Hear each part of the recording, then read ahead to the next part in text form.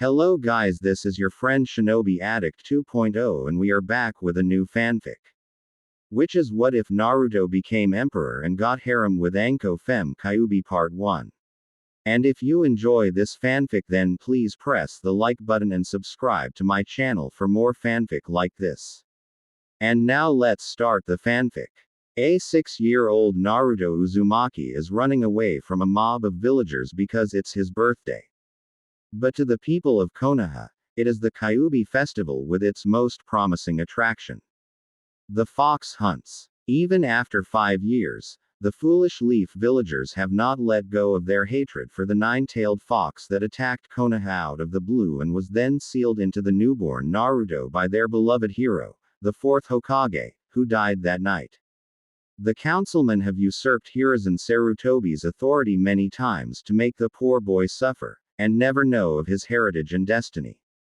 But that changes tonight. For as of this moment, the reinstated third Hokage has escaped the distractions of paperwork to go find the secret son of Minato Nami. K's before the villagers kill their pariah.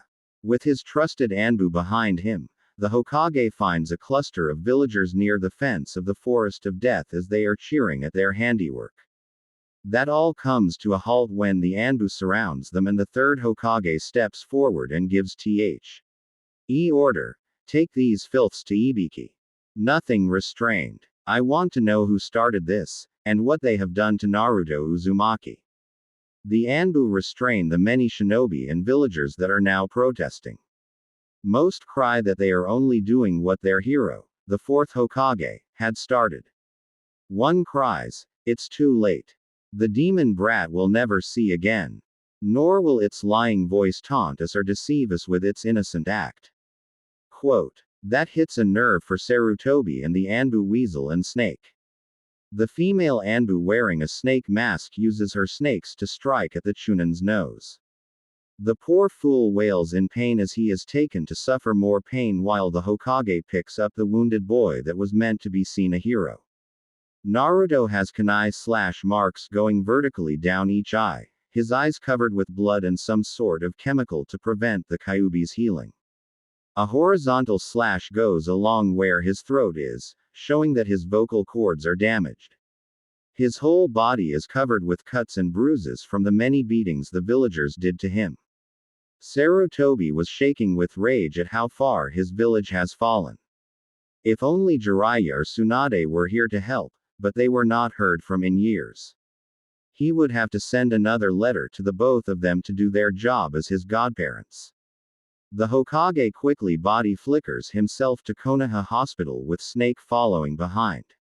Weasel stays grounded in his spot as he saw that some of his clan members, the Uchiha, were among the ones that hurt He wondered if this is what his mother felt when her best friend died during the Kyuubi attack and was still in a state of depression and staying a housewife. Was there any hope, before his father took action against the Hokage and the rest of Konoha? Meanwhile, the Kyuubi was forced to watch inside his mindscape prison as the boy suffered from the villagers since Naruto's days in the orphanage. If only he could free himself from his cage, he would destroy these monsters in human skin while taking the boy far away from being the human's weapon or plaything. If only he had the power to overcome the Sharingan of that masked Uchiha that forced him out of Naruto's mother, Kushina. Suddenly, a thought crossed the angry fox's mind. When the Shinigami sealed him within Naruto, he also placed another soul within the seal that belonged to a creature that was defeated by a young boy that seemed as special as the kit. A creature that was just as ancient and powerful as the Kyuubi himself. Since they were stuck within Naruto, its powers had little to no effect on the Biju or their container. Kyuubi knew that this would be an opportune moment to get his revenge on the Uchiha and anyone who dared threaten his kit. He trudges to a dark corner of the cage to where his roommate slept. Hey, Scaly. Wake up. I need to discuss something with you. The darkness stirs as bulges of dark green scales moves in twisting motions. A giant serpent appears, raising its head from its 70 feet long body to meet its golden gaze towards the Kyuubi's red slits. She hissed in irritation for being awakened from her peaceful rest after not having to deal with magical elitists and purges to mess with her mind.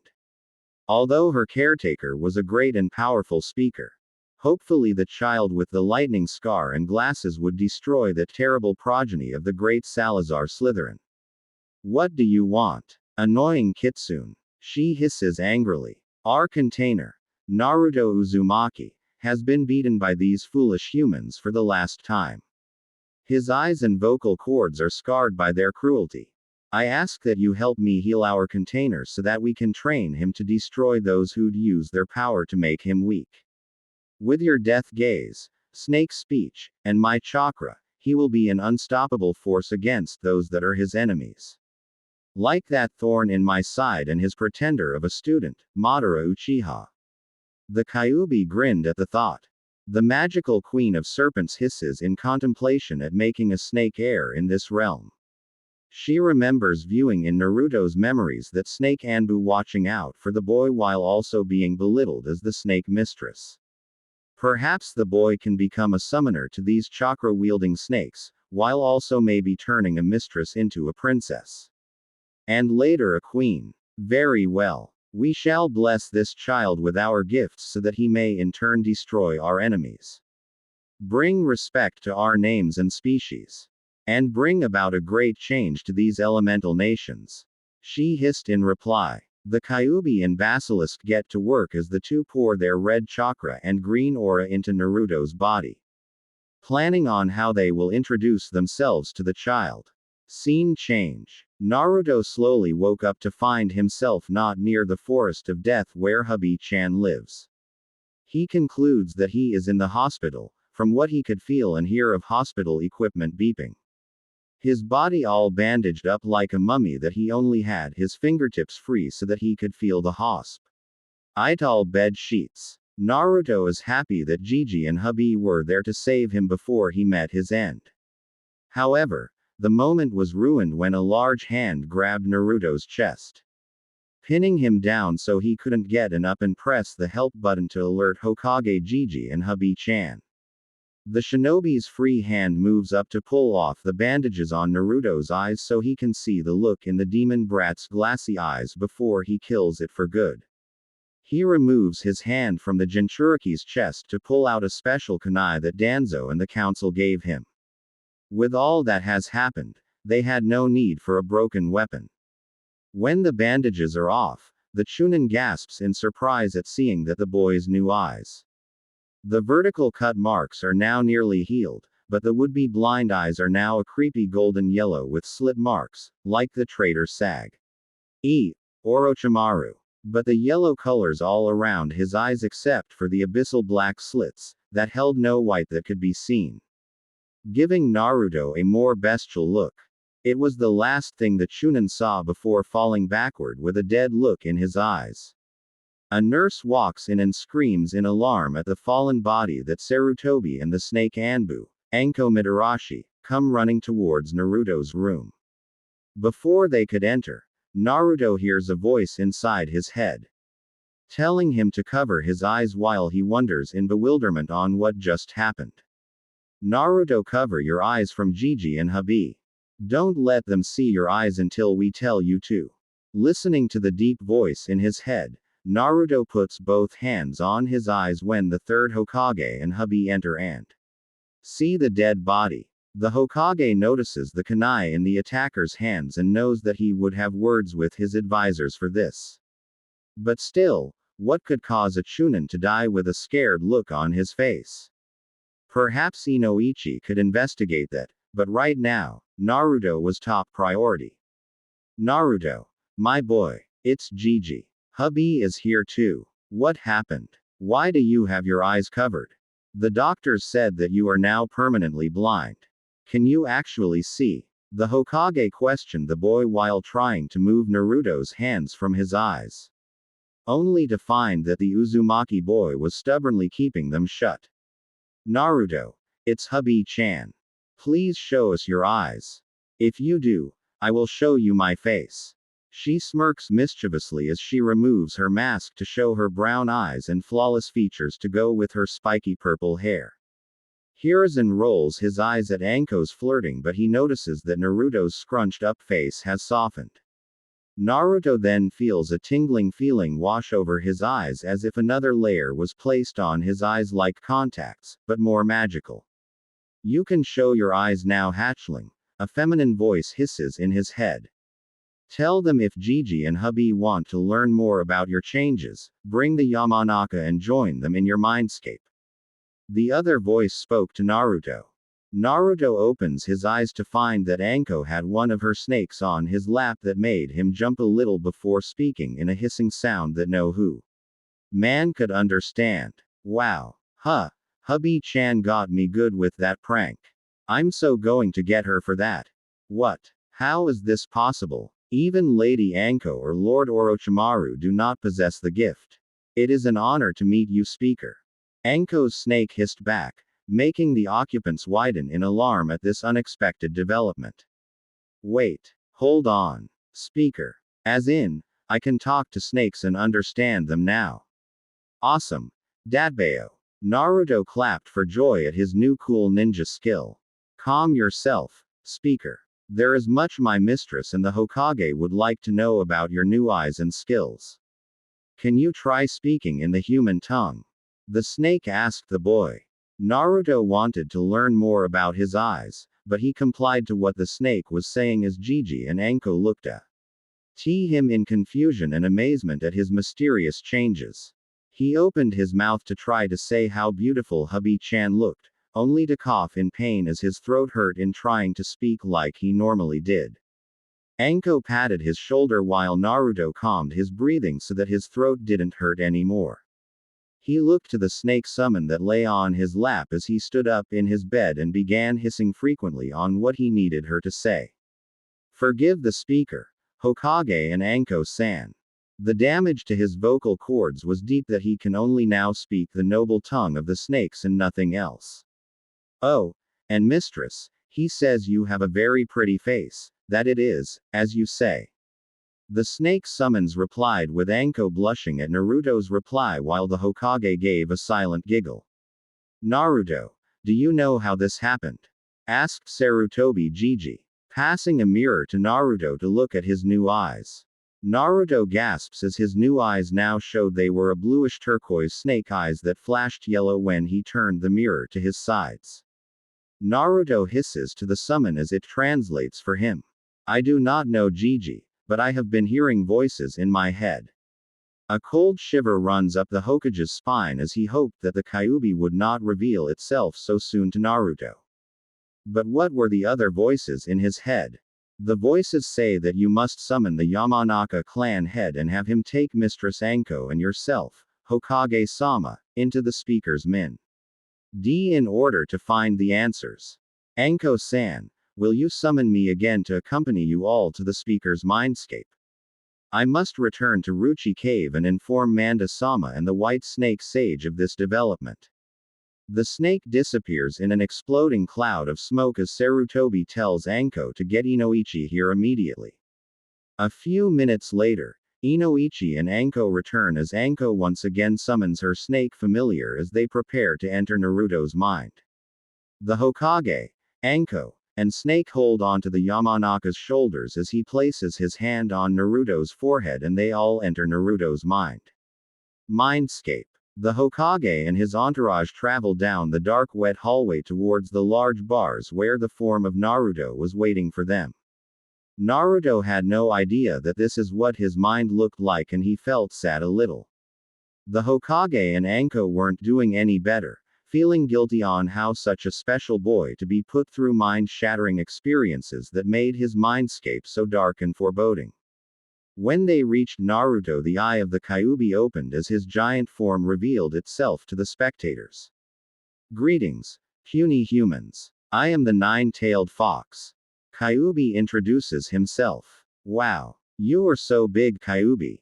But if you're inside me, does that mean the villagers were right in calling me a demon? Naruto's attitude went from amazement to depression at realizing why the villagers hate him so much. Not realizing he is talking normally so everyone else could understand him. The Hokage quickly went to comfort the boy and then get some answers from the Kyuubi. Naruto, you are not the Biju. You are simply the scroll that holds the kunai, not the kunai itself. I tried to give you a normal life, Naruto, but the pain of the Kyuubi's attack is not so easily forgotten or let go of by the people of Konoha. Speaking of which, why Kyuubi? Why did you attack us and letting many families be destroyed the night Naruto was born? Silence, monkey. I wanted nothing more than to leave your pitiful village after being released from my previous holder. But the man who freed me also took control of me using the same blasted Sharingan that Madara used to force me to battle Hashirama. Although the masked man claimed to be Madara Uchiha, I know it wasn't him.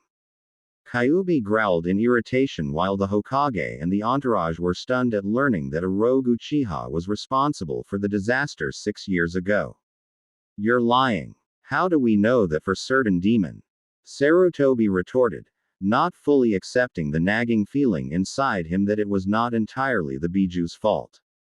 After all, Biju are considered beasts made entirely of chakra that had no mind or heart. Yet here they are, having an intelligent conversation with the strongest of the nine-tailed beasts. Kyuubi snorted before waving one of his tails onto the watery floor to show Naruto's memory of that night. The audience, including Naruto himself, were stunned to see Naruto being the son of the fourth Hokage, Minato Namikaze, and a beautiful redhead named Kushina Uzumaki. They watched as an orange-masked man with one eye hole showing the Sharingan used newborn Naruto as a hostage before taking Kushina away as Minato prepared to do the unthinkable to save Konoha and his child. The scene changes with Naruto on the sealed pedestal as Kyuubi is bound and about to be sealed inside Naruto while Kushina argues with Minato against this action. Hearing his parents' final words after being stabbed by Kyuubi's claw, the memory disappears, and Naruto starts crying at finally knowing that he had loving parents and what they thought of him. Anko gave the young Uzumaki a hug with her snake summon giving a coiled hug too. The third Hokage and Kunoichi bow their heads in shame at the truth of the revelations and how low the will of fire was barely a candle of itself after what the village has done to their savior's progeny. Then, Naruto calms down from his comforting hug with Hubby-chan and walks on over to the Kyuubi. He is small enough that he squeezes through the large bars while Anko, Sarutobi, and Kunoichi are scared on what the Kyuubi might do to the boy. Naruto looks into the Kyuubi's eyes before saying, I should be mad at you for killing my parents that night, but you didn't want or ask to be sealed into humans like me. I'm sorry for thinking the same way the villagers think of me. And thank you for helping me survive these past few years and giving me these new cool ninja powers. Naruto then hugs the Kyuubi's muzzle, which startles the Kyuubi and the entourage at this display of forgiveness and acceptance. Kyuubi comes out of his bewilderment and inwardly chuckles before using his tails to pull Naruto off his nose and place the boy down to talk to him. You're welcome, Kit. I may be a powerful chakra beast, but I've learned to not place the sins of the parents onto the children after what you've been thr. Ow. And although I have helped your Uzumaki genes in healing from most wounds, the Aizen snake speaking are not my doing. Kyuubi then moved to the side as Naruto and the others heard something coming towards them in the darkness of the prison. Anko's snake had slithered towards Naruto and wrapped herself around his neck to see if the white snake sage spoke truly. Out of the shadows came the towering form of a giant snake that looked smaller than Manda yet held more power and majesty. Anko had never seen such a beautiful creature. The great serpent hissed before staring at her container with everyone watching. Greetings, child. Although your father summoned the Reaper to seal the Kyuubi away, he did not realize that the Reaper held my spirit as well. It would seem the gods deemed you needed my help on your journey in life. I am the Basilisk, King, or in this case, Queen of the Snakes. The Basilisk introduces herself. Everyone being able to see and understand her inside Naruto's mindscape were amazed at this. Naruto and the others are surprised that Naruto had not one, but two powerful beasts sealed inside him. Anko's snake, who was still coiled around Naruto, went to greet the legendary serpent. Greetings, chiefest and greatest of the serpents. I am one of the snake summons of this realm. We have heard of your legend and have wished to bask in your grace. The leader of our summons, the white snake sage, foretold that you would come. What would you ask of us, your majesty? Quote, I ask that you allow this child, whom I have blessed with my eyes and our noble tongue, to sign your summons contract. He shall be instrumental in bringing your clan to greatness, along with your present summoner. The basilisk then turns to talk to Anko. Snake Anbu, please help train my heir so that you both may surpass your hated former teacher. Only then can you reap vengeance upon him by becoming true sages under the teachings of the snake summons. Quote, Anko was stunned at that blunt remark on how to get back at Orochimaru. However, she rubs the back of her shoulder where Orochimaru's curse mark stains her body, chakra, and soul. She would not dare enter Ruchi Cave until the cursed brand is off. The basilisk notices the woman's distress and then turns to Naruto to give him later instructions. She will help destroy the mark, once she is free from the seal with Naruto's help. Naruto. For you to access more of the Kyuubi and myself, you must unlock the seal in order to free me from this conference. Inament. The Hokage's eyes widen at that remark and is quick to retort. He can't. Naruto does not hold the key to the seal. Also, if you and the Kyuubi were to be released, chaos would follow across the village. The Kyuubi rolls his eyes at the monkey's overreaction. I will stay inside the boy even when the seal is unlocked. I am not comfortable leaving until that wannabe Madara is dead and nothing remains of his or Madara's ashes. But Naruto will have full access to my chakra once he passes the Biju tests. I on the other hand am only a spirit. I shall require your help, Naruto, in my rebirth. But this will only be privy to Naruto and the snake summons. The basilisk hisses at the Hokage. Sarutobi grits his teeth but submits to the beast's conditions. Naruto squeezes back through the bars as the group prepares to leave the mindscape. Before Naruto exits with the others, he turns to his two tenants. See, I'll hear you later. But what are your names? Kyuubi sounds like a title and the basilisk just sounds more like an animal name. The two promise to tell Naruto once they are out of his mind. He accepts that as the humans and snake summon exit the mindscape. Back in the hospital room, the Hokage commands Anko and Inoichi to keep this S-rank secret from everyone. He then heads to his office where he will send a message to the Toad summons on getting the key to the Kyuubi's seal. Inoichi heads home, and Anko stays with Naruto as she talks to her future pupil on training plans. Naruto isn't hearing though. He listens as the basilisk names herself first with the 9 tails following afterwards. I was named Kendra by my maker. Call me Kendra, Little Storm. She teasingly calls Naruto, who blushes at his cute nickname. After a week with speaking with Kurama and Kendra, Naruto is now living in Ruchi Cave until he can become a genin without being judged by his inner companions. And later earn the Chunin rank and gets his parents' inheritance. No matter what, the civilian council would not stop Naruto. Right now, he was staring at a little chicken egg that was being sat on by a black and orange toad. Garotora, who was paralyzed by one of the snake summons to not move and escape to Mount Myoboku. His fate was sealed a few days ago when he answered the monkey summons message from Sarutobi. Flashback. Third Hokage. Why have I been summoned when you could have called any other toad to send a message to Jiraiya? Asked Garotora. Apologies, Garotora. But we have an emergency. Naruto has made contact with the Biju and now knows of his lineage and his burden. We need to see the key to the seal in case there is a crack within the Kyuubi's seal. Explained Sarutobi. I doubt the boy is ready to handle exercising the Kyuubi's chakra. However, Jiraiya has instructed me that when he makes the boy his apprentice, he will summon me when he feels ready to handle the chakra and be a worthy summoner of the toads. Garotora replied skeptically. The third Hokage frowned at this as he had Anko and Naruto step out from the shadows with another woman who appeared to be a priestess. Unfortunately, Jiraiya has not even attempted to meet Naruto, nor fulfill his duties as the boy's godfather. For that, Naruto has been hurt by the villagers for thinking he was the Kyuubi, and he has gained help from another summons. Can you give the key to the seal to Tagiri-sama, eh? And I did say I would shorten the 3 snake attendants' names from the Rise of Uzushio story, so Naruto can get the help he needs. His plea was met with the cynic Toad yelling in anger. Never. The Toad summons are the best summons to help the child of our previous summoner. No other summons is fit to help Naruto reach his full potential.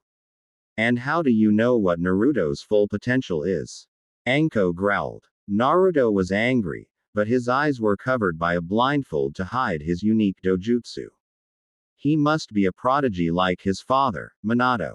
Also, the prophecy we gave to Jiraiya is centered on you being his apprentice to make big changes to our world. Garotora quickly covered his mouth at revealing such sensitive information that Naruto was not ready for. Oh, you naughty Toad, Tagiri giggled under her sleeve to hide her growing snake fangs. The gods decreed that all animal summons must not share significant revelations bestowed upon their leaders to their contracted summoners unless given express permission by the deities or the contractors have passed the trials. Otherwise, humans will get the stupid idea to try and bend prophecies to their own desired ends. Has your current summoner passed the trials, or has even Gamamaru been given permission to share such things? Kami or her siblings have not visited the realm for some time. Only the Shinigami appeared when the foolish mortal used the Reaper Death Seal, but not to share any prophecies. How do you know about that? Garotora shook and prepared to poof back to Mount Myoboku. But was stopped when Tagiri's neck lengthened and she bit Garotora, causing him to be paralyzed. Because I am one of the trial masters of Ruchi Cave, foolish frog. Tagiri's voice changed and her snake features began to show on her eyes, skin, and teeth. Garotora's eyes widened with fear at soon he will be eaten by the toads, hated rival. Wait, Tagiri-hime. I need him alive, Naruto commanded in Parseltongue. Ah, but I haven't had toad meat for so long, and he just looks so tasty. Tagiri licked her lips in hunger.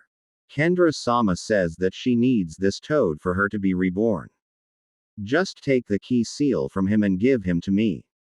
I will bring him to Ruchi Cave with me as you, your sisters, and the rest of the residents of the Snake Realm can witness the birth and creation of the mighty basilisk. Without letting the pedo sage finding out, Naruto informed Tagiri. His answer calmed the snake priestess down as she looked forward to seeing the prophesized snake queen that Kami had shared with their white snake sage more than 100 years ago. It was only for the snake summons in answer to their prayer of becoming a great summoning clan. After rolling out Garotora's scroll belly and copying it onto another scroll, Tagiri had Naruto open his mouth wide and forced him to swallow the scroll down his throat. Anko chuckled and thought of using that technique on the prisoners by thinking they are force-fed an explosion tag or something that could go off unless they sung like a bird. The third Hokage had to keep his distance from Anko's torture dream look. Once Naruto had finished digesting the key, he and Tagiri took Garotora and reverse summoned themselves back to their home, leaving the Hokage and the Snake Mistress to continue their work in Konoha village. Flashback end. How soon till she hatches? A little snake asked as many of the snake summons gathered around the white snake sage's shrine. Patience, hatchling. The time is soon upon us, said the white snake sage. Not soon enough. Why should we be seeing the birth of some half-breed that is hatching from a chicken? Said Manda, aggravated at no longer being considered the strongest of serpents now that a basilisk was about to be born. You watch your tongue, Manda. Although strange the birth of our next most powerful member, she is still one of us. You will be her strongest champion should the toads try to come take back the boy. Still clinging onto that prophecy that was not meant to be shared yet. Refuted the master of the snake summons. Manda calmed down and grinned at the coming rematch against Gamabunta and his ilk. Suddenly, the sound of cracking was heard, and the cave went silent.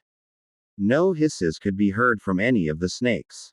Kendra's tiny head popped out of the tiny eggshell, having bluish-green colored scales and a crest of spikes atop her head like a crown of thorns. Her eyes were a bright yellow as they stared hungrily at the soon-to-be dead Garotora.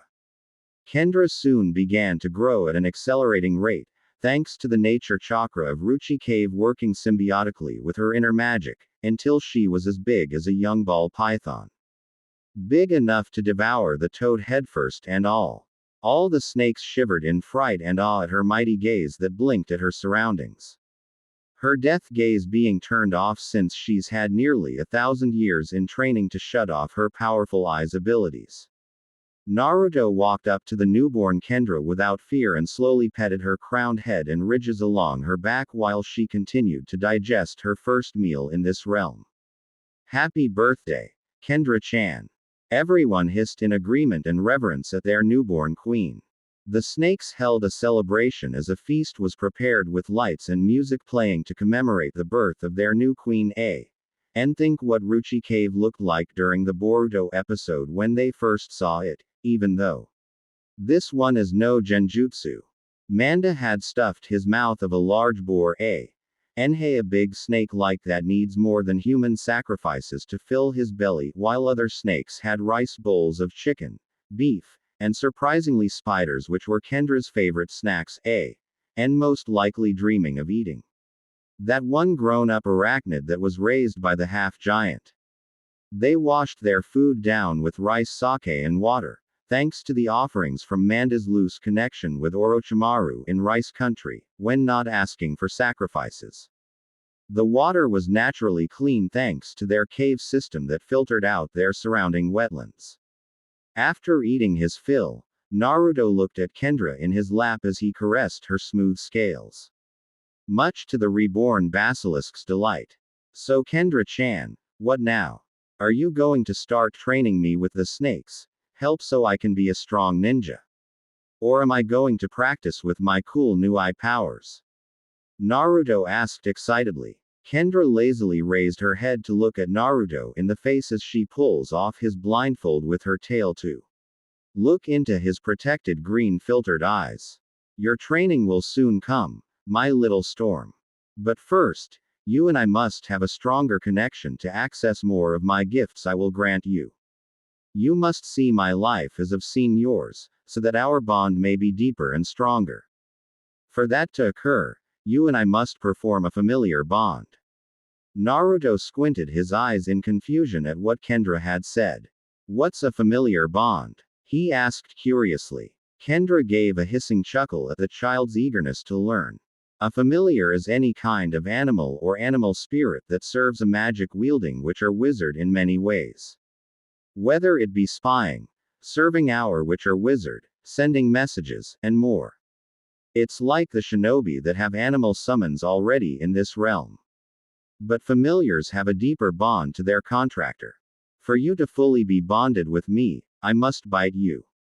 My venom is the most powerful toxins ever, but when used in a bonding manner, the magic in my venom will share my thoughts and feelings as you strive to endure the pain my venom will do when it courses through your veins. Naruto shivered at having to experience more pain, even when he now is far away from the mobs that tormented him. Kendra saw his pained look that she flicked her tongue in tickling his whisker marks. After getting him to laugh, Kendra continued. Fear not, little storm. I know that you will not succumb to my venom. And once the pain passes and the bond is complete, you will be blessed with being immune to all manner of toxins and venoms. As well as having heightened senses to taste your dangerous surrounding smells that cannot be sensed by just your nose alone. Your body shall sense vibrations and heat signatures better when you're not using your eyes. If you want to learn more about your gifts of sight, You must pass the test, my little storm. I don't want to give any more spoilers. Kendra wiggled her tail as if she were wagging a finger. Naruto narrowed his eyes in determination as he gazed into his sensei's golden eyes. Still in his torn orange jumpsuit and jacket, Naruto rolled up his left sleeve to show his bare arm, signifying that he was ready. Kendra struck quickly as her jagged teeth and fangs bit into his arm.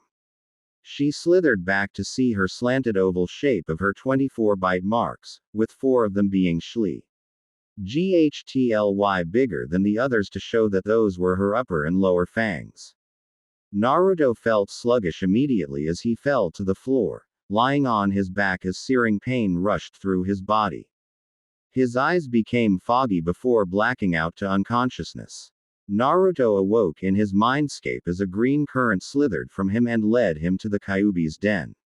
However, the current turned left as part of the wall changed to look like an ancient stone archway decorated with snakes while the entryway was filled with light.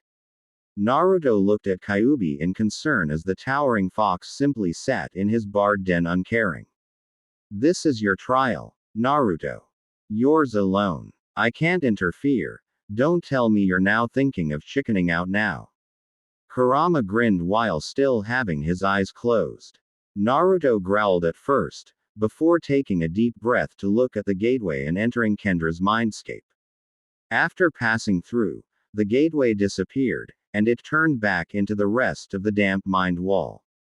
Scene change. Naruto found himself on the shores of large black lake that was surrounded by a shady forest of hills and mountains all around and a lonely cliffside along one side of the lake.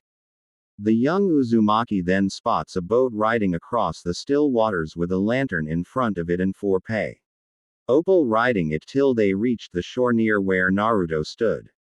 The 4 adults came to shore without using any rowing oars as the first 2 to touch the sandy beach were 2 men.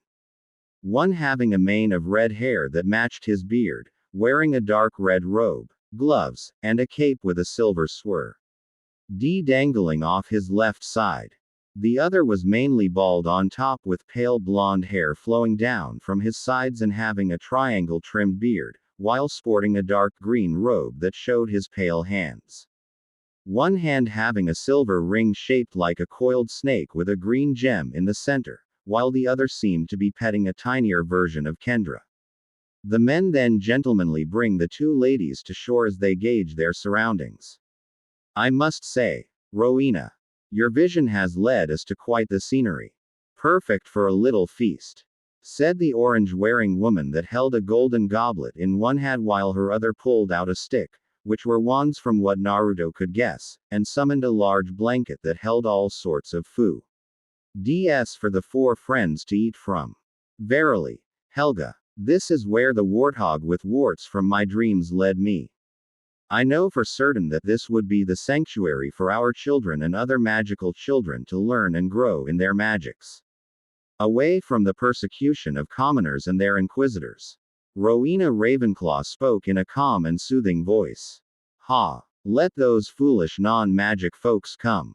I will drive them away with my dueling skills with a wand and my blade, boasted the redhead. Calm yourself, Godric. It will take more than just our wands and your blade to secure the safety of our soon-to-be castle, said the wizened green one. Indeed, Salazar. Our skills in charms and runes will make it so that our school cannot be found or disturbed in any way, said Rowena Ravenclaw. But I worry when the Muggles use deception to get children that are gifted by magic but are not among our magical families. They would return to their masters and alert them to our location. I think we should hold off on allowing those children to intermingle with ours. Salazar Slytherin continued to stroke Kendra under his sleeve to keep his paranoia in check. Salazar, if we do put off allowing gifted children to enter, then we are no better than our present persecutors. We will teach them to survive and handle the world we live in. Helga Hufflepuff lowered her goblet to scold her old friend. Rowena rubbed her diadem on her forehead before sharing a thought. Then Hogwarts will need a guardian. A little monster to frighten away those who would unworthily use magic for ill. She gave the wizened Salazar a knowing look as he thought of Kendra hidden in his sleeve. Agreed. However, it will be the duty of my descendants to care for and call on my little princess should the case be dire. Verily, she will be an excellent obstacle along with our spells and safeguards to handle our enemies should an army march at our front door. Salazar agreed, but still having his paranoia whispering in the back of his mind. HMPH, although if something were to force the little monster to attack the innocent within our walls, my blade will have to put her down, Salazar. Basilisks may live for a long time, but time can befuddle the deeds we make present. If that were to occur, my descendants must give my sword back to the goblin makers that crafted it. Godric Gryffindor warned as his hand went to the hilt. Kendra hissed in anger at the man's faith in her abilities. It was only the soothing hisses of her caretaker that calmed her down as the four sat to where Helga made the feast. As they ate and talked, Salazar had his three friends give a magical oath that they would not disclose in memory, word, or writing, that Kendra's lair and his secrets would die with tea. The three agreed to calm the growing obsession within Salazar. After eating, the four founders of Hogwarts raised their wands in the air and consecrated the land around them. Naruto was in awe as he saw time fly around him and a tall castle formed and stood atop the cliffside. Naruto was then spirited into the castle walls as he flew past moving staircases, talking pictures, and glowing torchlights. It was then Naruto came to a girl's bathroom on the first floor. The sink magically opened to reveal a trapdoor that led down into Kendra's dark chambers below. He passed by a circular door made of metal snakes until he reached the innermost chamber of the Chamber of Secrets. He saw that Kendra became beautiful queen that did her duty in protecting the school for over 900 years. The chamber became flooded somewhat when Naruto watched a young man calling himself Tom Riddle, later Lord Voldemort, and forced Kendra to attack the kids within the castle to show bloodline purity and supremacy. Kendra was angry that a descendant of her caretaker would indulge in this madness. Using a spell that targeted her mind to make her more obedient as she only thought of killing and ripping things. Naruto ached inside at seeing Kendra forced to do things that she did not want to do, that were not okay. In her father's eyes. It made him think of his situation, that his supposed family member, the Godfather, had conspired with the Toads to change Naruto into Konoha's attack dog to show the Leaf's superiority, as well as Jiraiya's and the Toad's greatness. Just like Voldemort did in making Kendra a monster while promoting his superiority. All that changed when 50 years later, Naruto saw a 12-year-old boy with black hair, green eyes behind round glasses, and a distinctive lightning bolt scar on his forehead, running into the chamber to save an unconscious girl. Naruto watched in awe as the one called Harry Potter faced Kendra and the ghost of Tom Riddle with nothing but Godric's magic sword and a red bird that was immune to Kendra's eyes. A stab in the mouth was all it took to release Kendra from her tormented slavery. But then, Naruto noticed that the memory continued even after Kendra's end as he saw Harry climb down the statue's head and slowly walk to the girl's body. Letting the bloodied sword fall to the ground while he secretly held one of Kendra's fangs in his left hand. The young wizard pulls out a black book that was in the girl's arms, and proceeds to stab the thing to death, causing black ink blood to spill on the floor as the ghost of Voldemort was sent to the Shinigami's realm. Suddenly, the memory disappeared, leaving only a rising Harry Potter to turn and stare directly at Naruto Uzumaki. I honestly did not expect to see you this soon. But I am in the presence of the most unpredictable ninja in the world. Quote. Naruto gawked at this before slowly pointing at the older boy wizard. How do you know who I am, Harry Potter? And how are you here? Well, when you become the bloody master of death, you find yourself in all sorts of things that defy logic. Meaning that I am now part of the gods that govern our separate realms. I even still have my saving people's thing, which is sometimes such a pain. However, When your dad summoned death to seal the biju, I saw an opportunity, and answer the call because of my bloody title. Also, it's my way of apologizing to Kendra for stabbing her through her head back then. Harry simply shrugged as if this was his normality. Naruto's mind whirled at what Harry had just said at being there when his dad sealed Kurama and Kendra inside him. You were the Shinigami. Harry used his wand to change his shape to look like the purple-skinned demon with razor-sharp teeth before giving a dramatic bow. He then changed back to his regular human form to laugh at Naruto's bewilderment. Ah, it never gets old being a marauder. A master prankster. Harry commented to himself. Well, thank you, Harry-sama. Without you, I would never have met Kurama and Kendra-chan. Also having cool abilities like talking to snakes and sticking it to my toad of a godfather that my destiny is beyond is control also helps. Naruto bowed respectfully. Please, call me Harry. None of that. Sama. Nonsense. Plus I needed a way to put those amphibians in their place. Merlin. I also had to deal with an ugly toad in my lifetime. Except she was a woman tried to hide her ugliness by being a cat person and wearing pink. Ugh. Just thinking of her makes my hand ache. Harry flexes his left hand after the shudder. Well, thanks again, Harry. Would it be okay if I called you Neeson? You act like an older brother who protected me by giving me Kendra to work with Kurama. Plus now we have the same colored eyes, only yours looks normal than mine. Harry chuckled at Naruto's comparison. He forgot that he could turn his eyes when in Shinigami mode. But having a little brother like Naruto would be a treat since he had no good relatives growing up in London. Harry walks up to Naruto and gives him a warm hug that he really needed. Naruto hugs him back at having another member to the family. Naruto and Harry pull back from each other when Naruto asks a random question.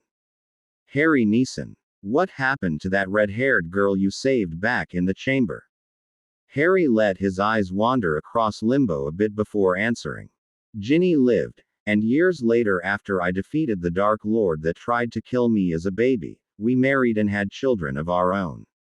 After our mortal lives expired, she still sticks with me, even when she is confined to cabin in the afterlife as I do my duties as the master of bloody death.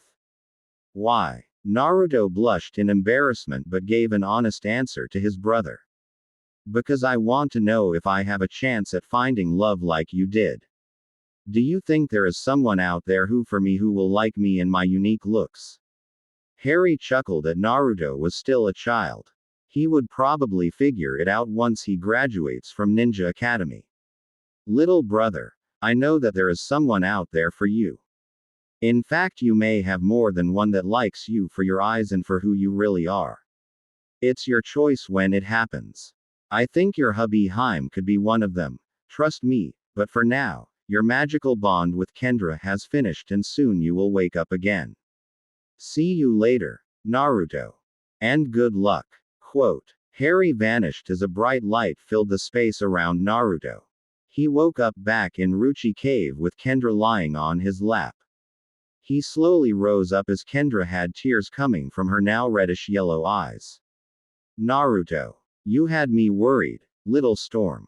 After waiting for you for more than an hour, I thought my venom may have killed you. It's all right, Kendra-chan. I got to see what you went through by putting up with that riddle baka. So, did it work? Naruto asked as he and the little basilisk looked at where she had bit him. The bite mark had changed, forming into a turquoise basilisk tattoo coiled around his arm from his wrist to his shoulder.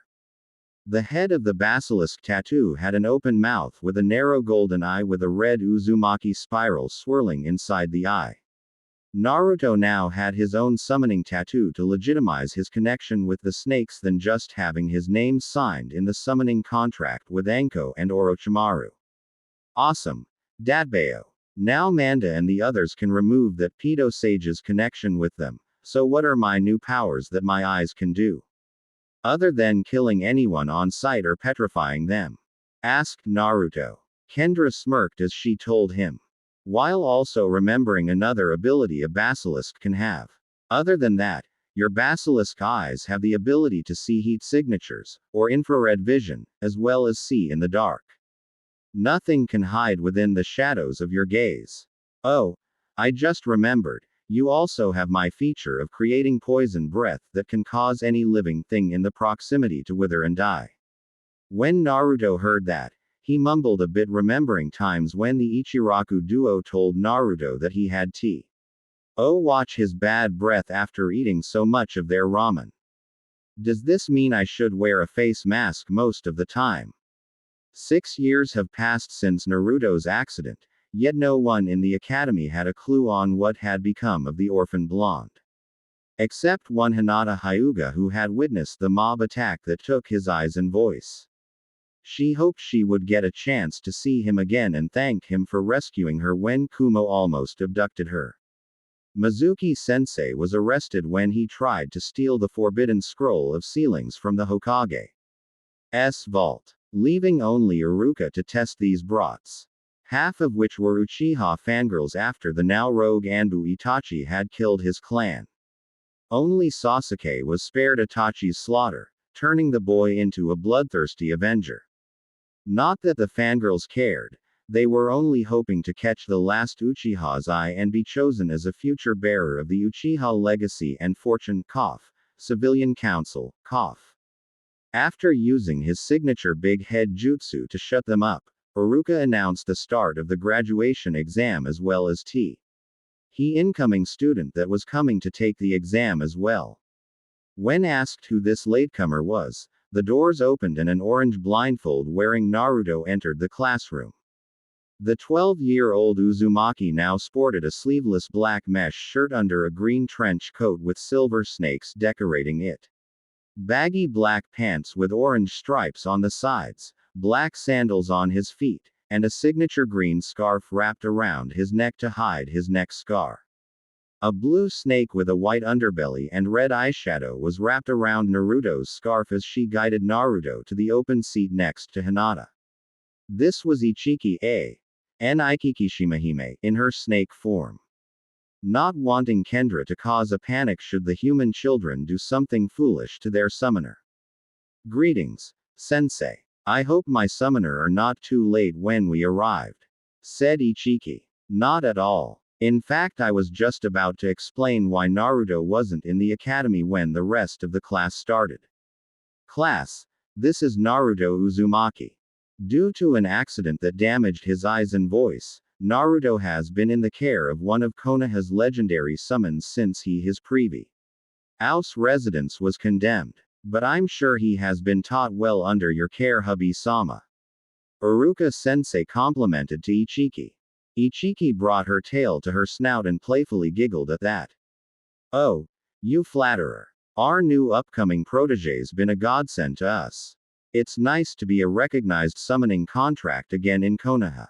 Now that we ended our contract with that bleached scientist.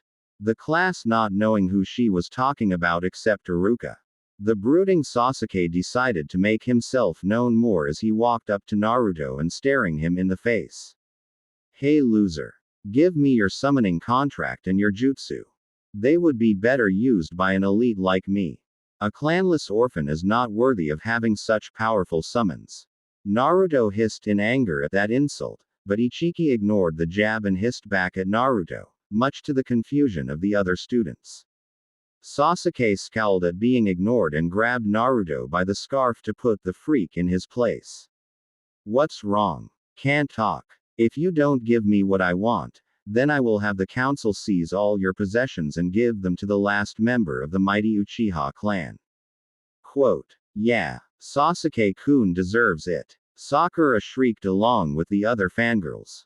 But Sasuke-san, why you are not the last member of your clan? And the Civilian Council has no right to step into shinobi affairs. Right, Iruka-sensei? Hinata stuttered, trying to defend Naruto.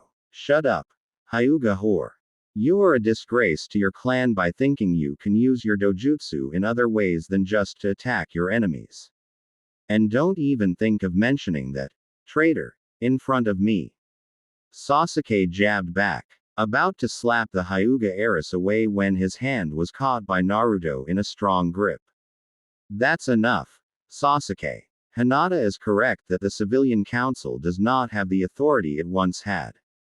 The third Hokage made it so that the civilians no longer had say in shinobi and clan affairs. Naruto is from a clan, the Uzumaki clan. Therefore you cannot demand to take any of his clan's secrets.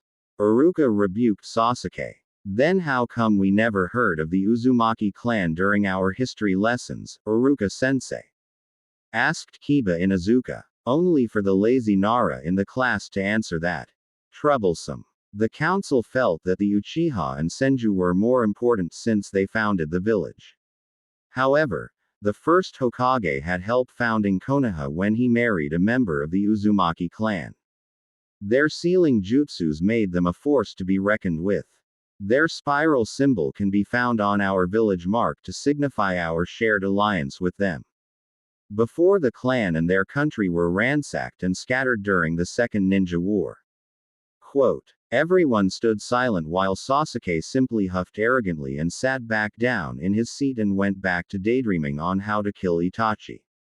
Thinking that Naruto's clan was still not as great as the Uchiha clan.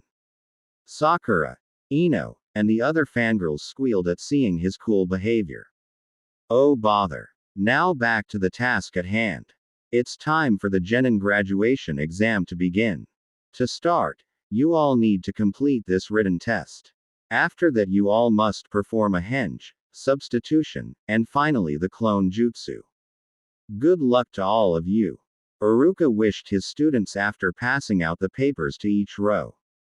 Hinata worried that Naruto couldn't see the paper and was about to help him when he picked up his pencil and began writing.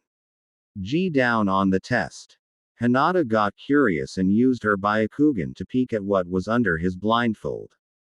When she saw the green slit eyes she bristled in fright at her Naruto-kun no longer having his blue eyes. Ichiki silently brought her back before she could look further and cause herself major damage to her life. Curious, aren't we? Be thankful I pulled you out before you could get yourself killed. Naruto has been given a special gift that is rarely given to humans. Whispered Ichiki to Hinata. What did you do to Naruto-kun? Hinata whispered angrily at the snake while Iruka wasn't looking. We did nothing to him. It is what your village did that made him this way. Why? Does his new features offend you? Whispered Ichiki. Naruto-kun's eyes were never like that. Change them back to the kind sky blue that they were. She demanded quietly to the snake. I can't. And even if my clan or I could, it wouldn't work. The change is permanent. Does this mean that this is not the same Naruto that saved you from that Kumo abduction? The quiet words from the summon shocked the young Hyuga heiress. Not knowing what to say, she returned to work on her paper while Naruto silently sighed. Having heard what Hinata said at thinking his new eyes were not to her liking. 30 minutes later, Iruka called time and picked up everyone's papers.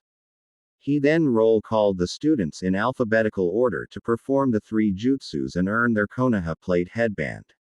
Since I don't want to take too much of everyone's time, I'm just going to talk about Naruto's and be done with it. Closing parenthesis. When Naruto's name was called, he walked up to the center of the room and turned into a perfect copy of Anko Mitarashi giving a pose, causing blood to drip from Iruka-sensei's nose. Impressive. And not bad looking. And it looks just like Anko. Next the substitution. Naruto, still under his Anko henge, went up in a puff of smoke when the real Anko was eating a stick of dango until she looked around to see where she was and grabbed Iruka by his shirt. Iruka, you better have a good explanation on how I got pulled from my dango break. Or I'll have my snakes put something in your coffee. Iruka knew now that this was the real Anko. Calm down Anko-san. Naruto just pulled a long-distance substitution while still under a henge that looked just like you. A good quality of a ninja to pull a switch that fast while still disguised.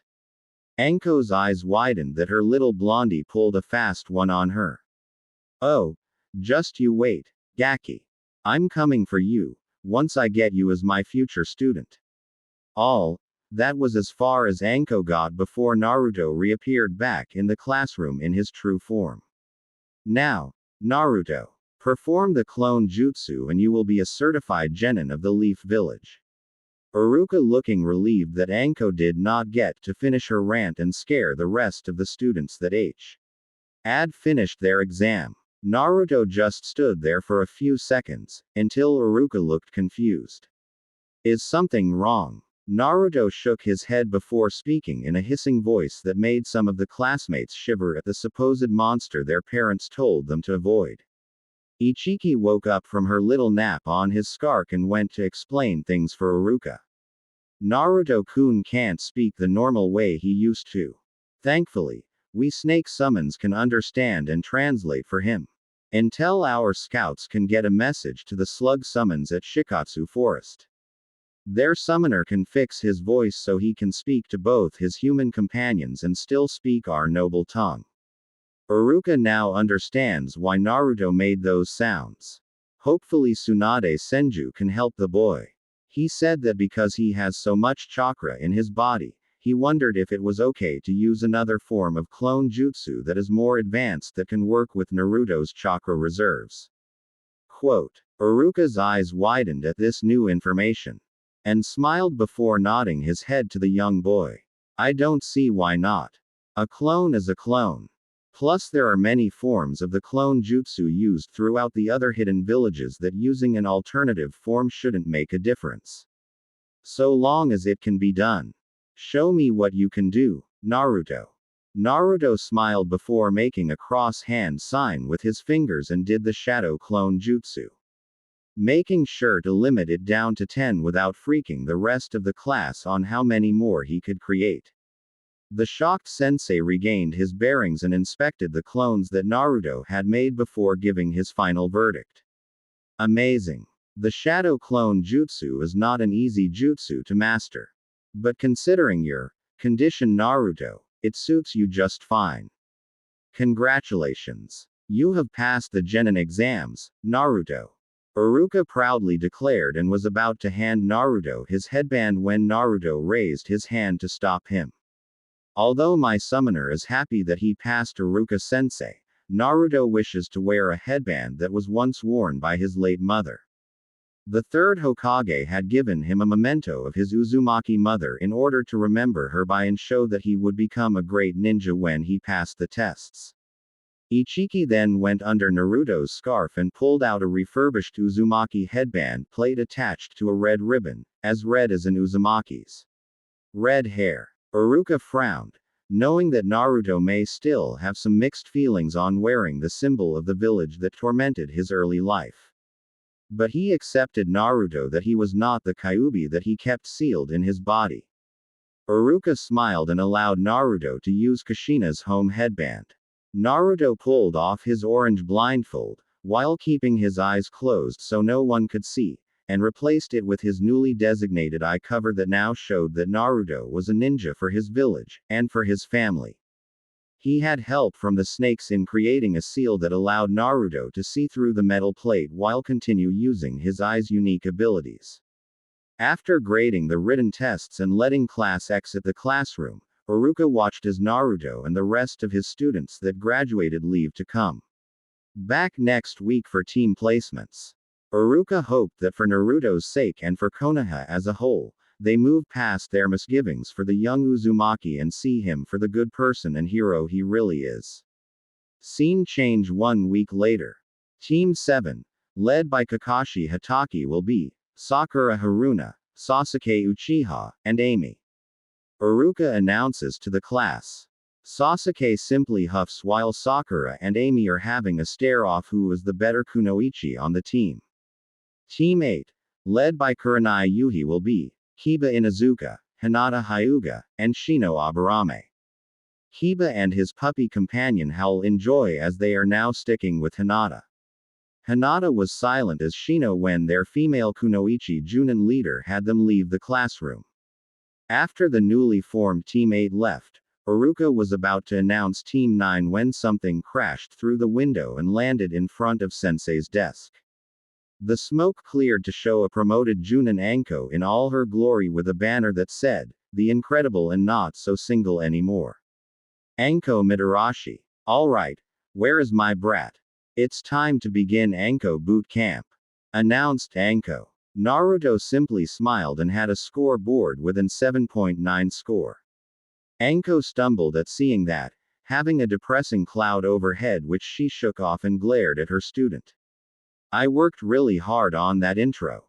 How could it have been better? Anko-san, you're early. I was just about to announce your Team 9 consisting so far only Naruto Uzumaki. Said Uruka-sensei. Not now. Uruka. Answer me. Naruto. Which to the surprise of everyone, Naruto did answer. His fuinjutsu has been improving that he now wears a paper seal on his neck which acts like a speaker. Still waiting for the slug sage to answer her summons and fix Naruto's voice if possible. Your intro could have been better if you had summoned a giant snake in front of the rest of the class. And then doing a cool pose. His voice sounded like a recording.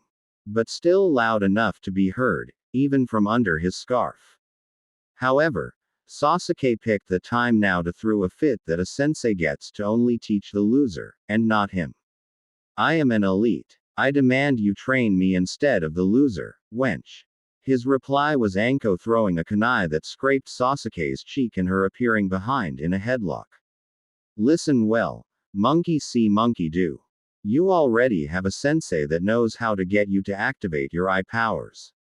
I don't, so I am teaching Naruto.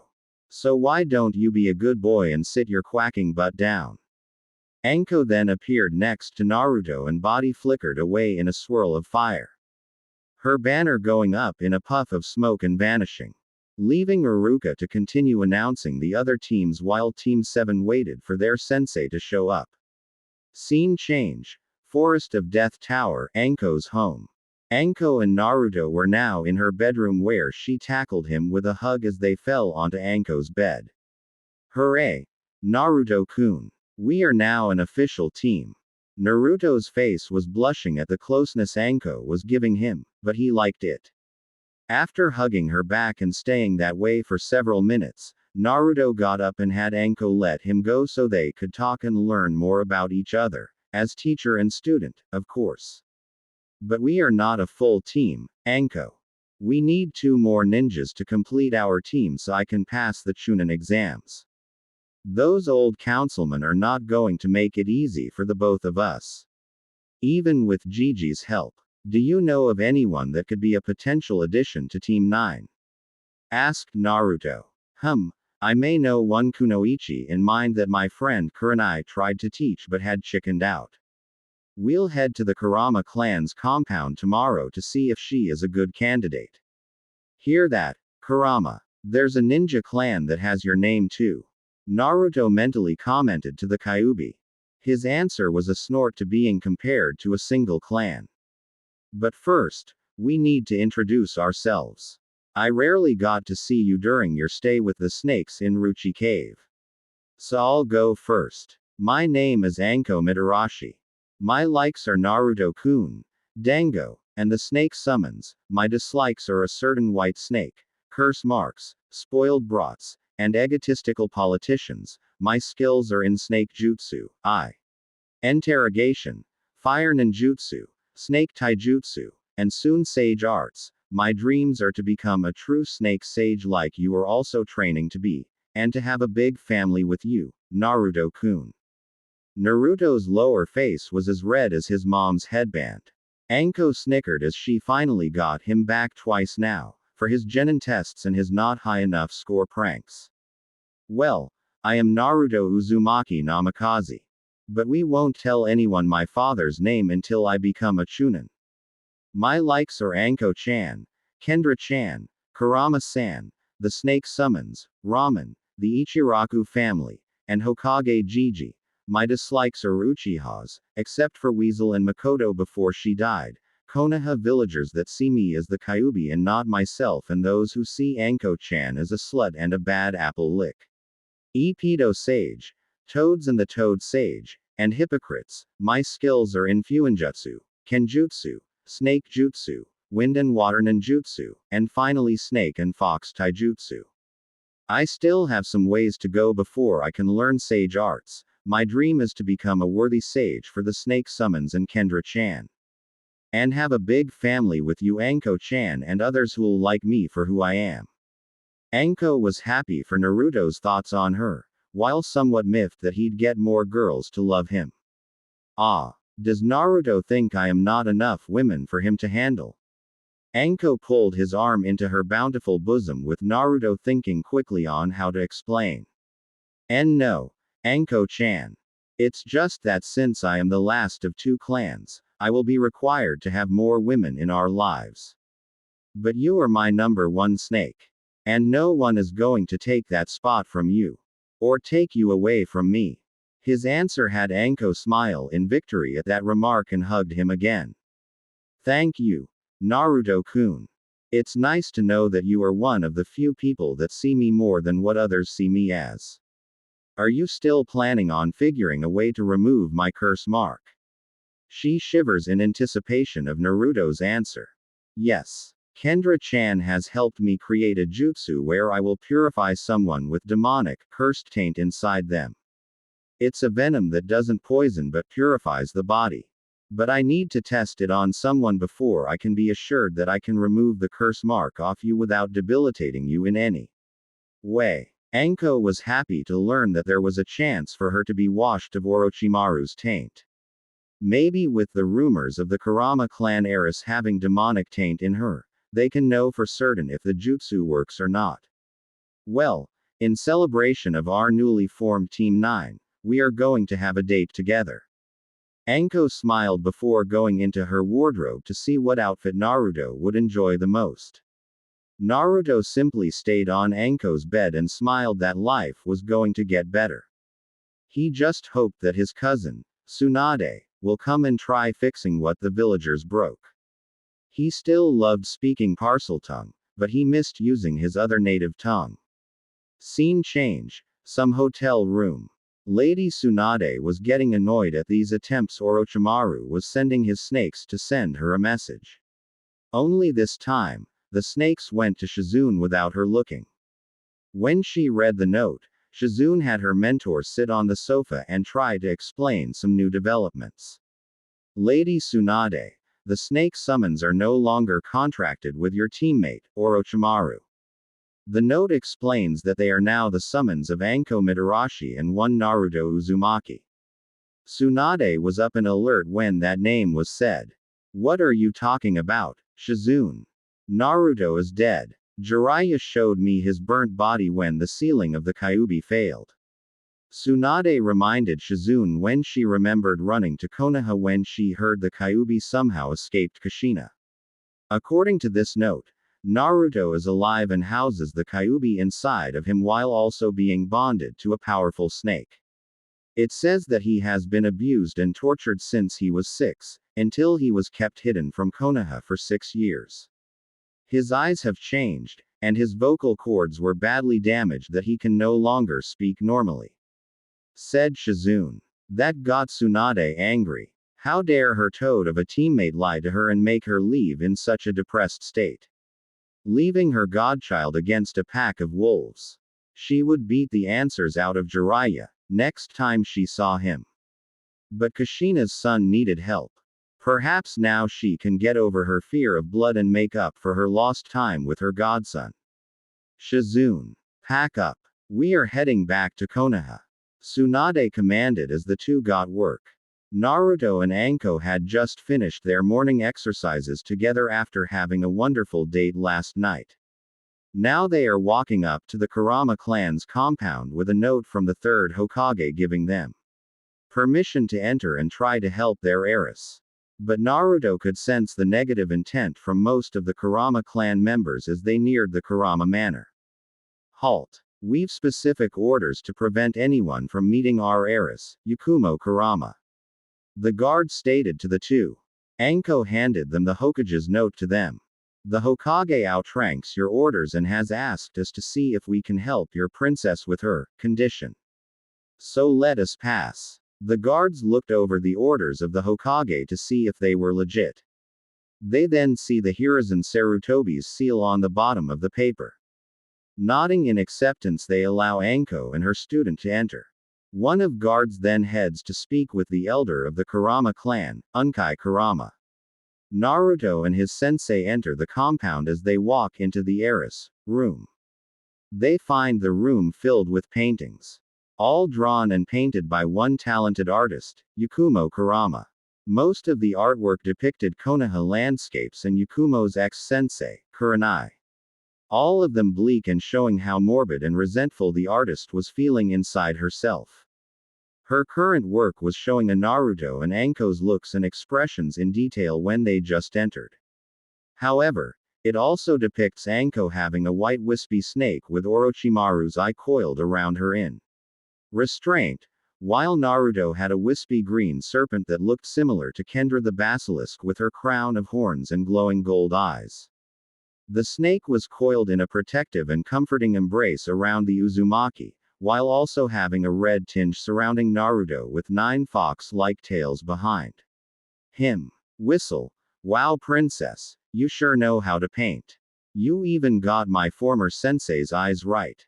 Anko complimented. The brown-haired princess puts down her brushes and paints as she stares blankly at the duo with her light brown eyes.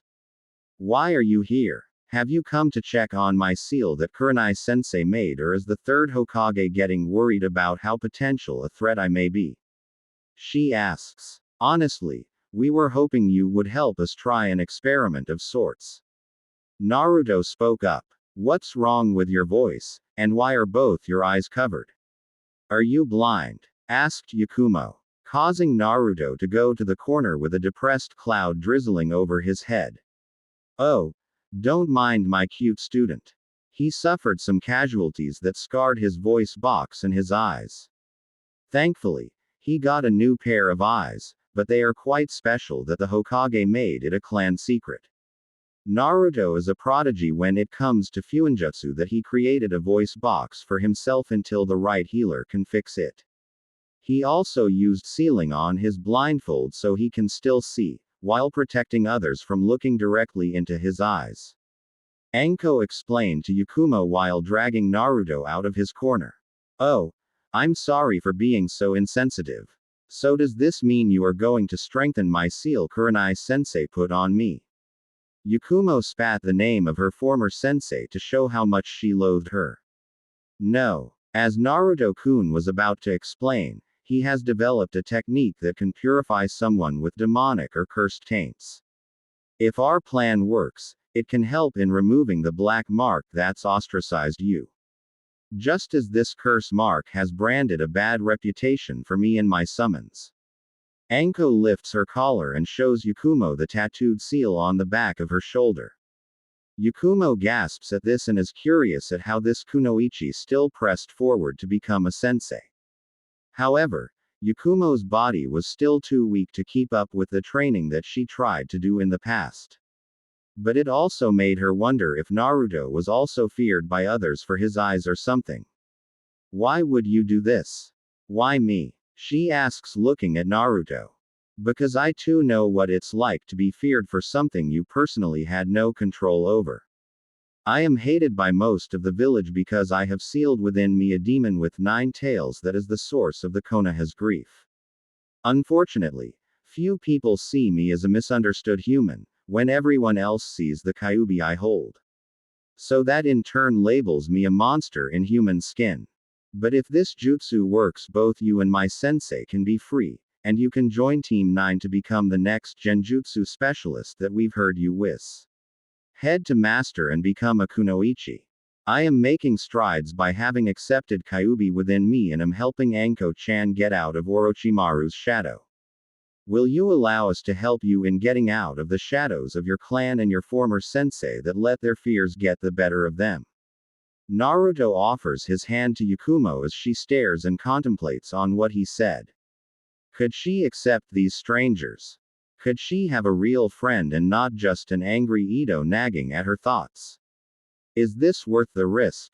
Yakumo decides to take a leap of faith as she takes Naruto's hand as he engulfs her in a warm heartfelt hug. Yakumo began crying tears of sadness, confusion, and joy at feeling like how her mom and dad took care of her before they died. She accepted Naruto's brotherly affection as she too hugs back, with Anko hugging them both before they all split apart. Alright. Enough cuddling. We can do that later after you get my hickey off and get this dainty princess up to shape without breaking her bones. Anko's phrasing caused the two youngsters to blush before they all got ready to perform the jutsu. Yakumo-hime, if you would please sit in your chair while Anko keeps a hold of you when your inner demon begins fighting the purifying venom. I will first loosen the seal that was placed on you before I administer the cure. We don't want the seal to interfere with the procedure. Naruto explains as he looks at Yakumo's seal, which was hidden beneath her hair on the back side of her neck. After loosening the seal, Yakumo holds tight to Anko's arms as Anko is facing the little princess. Naruto goes through several hand signs before his teeth turn into snake fangs as he bites Yakumo lightly on her neck, pumping the non-killing venom that Kendra had given him as he states the jutsu, secret technique, Sacred Royal Venom Jutsu. Yakumo squirms as the venom creates white veins to form on her body before it reaches her head as Anko holds her tight with Naruto pulling out his kunai. Yakumo cries in agony before feeling the seal disintegrates. After the seal is destroyed and no trace was left of it, a shadowy substance surrounds Yakumo before leaping out of her body as it takes the form of a demonic-looking Yakumo with sharp teeth, brown skin, and long horizontal horns as it gaz at Naruto angrily for removing itself from its host. How dare you! I was the only one keeping her alive while her uncle and clan plotted to assassinate her for killing her parents when her powers overreacted from her bottled-up emotions that exploded on that day the clan compound burst into flames. I will kill you, brat.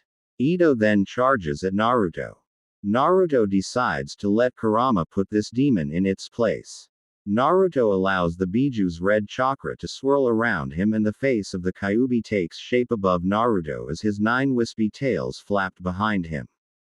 Ito was shaking in fear at now understanding that this boy was the Jinchuriki to the most powerful of the 9 Biju. You think yourself a powerful demon? Pathetic. Kurama roars at Ito, who is now groveling to the floor, at the mercy of the Kyuubi and Naruto before her. However, Yakumo stops the Kyuubi and Naruto from eradicating Ito on the spot as she has Ito look her in the eyes. They stare at one another for a moment until Yakumo decides to say a few words. You may have protected me from my uncle and clan, but you refused to let others help me like Naruto Oni and Anko Onezen have done. Sorry, but I don't need you anymore. Yajumo then jabs Naruto's kunai she swiped from him and jabbed it into Ito's temple. I was useful to you. Ito's final words before her face cracked to show a malevolent black and purple chakra face with red eyes before it wailed and vanished from the mortal realm. No longer able to haunt Yakumo ever again. The Kurama princess's strength finally gave away as her weak body collapsed to the ground. But thankfully Anko and Naruto were there to catch her as they smiled at her while carrying her out of the compound. Naruto summoned a shadow clone to seal away Yakumo's art supplies and her stored Kunoichi gear she kept so that they could move her stuff to Naruto's place. But Unkai and the Kurama clan had a surprise waiting for them outside. Naruto had Anko piggyback Yakumo when he sensed the increase of negative intent outside as he gave a hidden signal to let him prepare for an ambush. When they exited the compound, Anko quirked an eyebrow as Naruto-kun was right with Unkai surrounding them. Things were about to get interesting. Unkai Kurama, what is this? The third Hokage gave permission for us too. This is no longer Konoha's affair. This is a private clan affair that the Hokage has no jurisdiction over. We shall eliminate our clan's stain that has been among us for far too long. Yakumo's uncle proclaimed with Yakumo shrinking behind Anko's back. That wasn't her fault. Her Ito demon is gone. My student's experiment jutsu worked. Also, she is your heiress to your clan, Unkai. Would you dishonor the memory of your brother and sister by killing your niece? The one niece that can bring the Kurama clan back to glory. Anko retorted back to the clan head. I do this for the good of my clan. If I must sacrifice the last remnant of my family in order for my clan to survive, then I shall. I can make a new clan heir or heiress by arranging a marriage with myself and that failure of a teacher, but an excellent genjutsu mistress. Making Anko grit her teeth that Yakumo had to die in her uncle's eyes while Kurenai would be made into the Kurama clan's breeding mare. Yakumo had mixed feelings about Kurenai, but she didn't want her to be made into the clan's breeding stock. Naruto was not amused, so he decided now was the time to take the cover off.